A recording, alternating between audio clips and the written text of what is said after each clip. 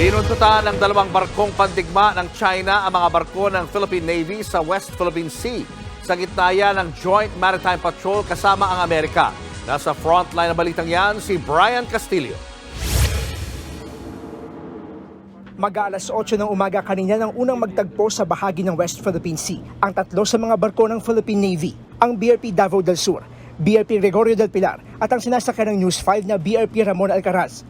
Nagsama-sama ang mga barko para sa ikalawang Maritime Cooperative Activity o ang Joint Patrol kasama ang Amerika. Habang hinihintay na salubungin ng mga sasaling US Navy vessel, nagsimula ng luminya ang mga barko ng Pilipinas. Ang senaryo, kunwaring naghahanda ang mga ito para sa isang combat operation sa karagatan. Sa gitna nito, namataang may umaaligid na dalawang Chinese warship malapit sa Joint Operations Area. Ayon sa Philippine Navy, ang Chinese Destroyer 174 at Chinese Frigate 570 ng People's Liberation Army Navy ang aming nakita. Nag-radio challenge ang sinasakyan naming BRP Ramon Alcaraz para questionin ang pananatili ng Chinese warships sa loob ng Exclusive Economic Zone o EEZ ng Pilipinas. 5 beses niradyohan ng ating militar ang pinakamalapit na barko ng China. China Warship 174, this is Philippine Navy Warship 160. In accordance with international and Philippine national laws, you are within Philippine Exclusive Economic Zone. You are not responding.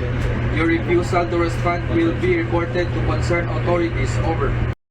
Walang ni isang tugon ng mga barko ng China, pero nanatili pa rin ang mga ito sa lugar. Halos buong araw na hindi bumitaw yung mga Chinese warships at hanggang sa mga oras na ito nga, mag-aalas 4 ng hapon ay bagamat malayo-layo na sila, ay patuloy pa rin yung kanilang shadowing o pagbuntot sa mga barko ng Pilipinas na naglalayag at nagpapatrolya sa bahaging ito ng West Philippine Sea. Bandang 1:00 ng hapon nang matanaw namin ang isa sa mga barko ng US Indo-Pacific Command. Nakalapit ng bahagya ang US warship mula sa mga nakalinyang Philippine Navy vessel. Bagamat hindi kita mula sa aming barko, ay nasa paligid lang din daw ang iba pang mga barko ng Amerika. Pero tila hindi nagpasindak dito ang dalawang Chinese warship at patuloy lang sa pagbuntot sa mga naglalayag na barko ng Pilipinas. Sa kabila niyan, hindi naman ito naapektuhan ng isinasagawang Joint Maritime Patrol. The RP-US joint exercise wants to ensure seamless integration of capabilities, at the same time testing our techniques, tactics, and procedures on how to go about and address evolving threats and challenges in the maritime domain, and also as well other threats, both traditional and non-traditional threats.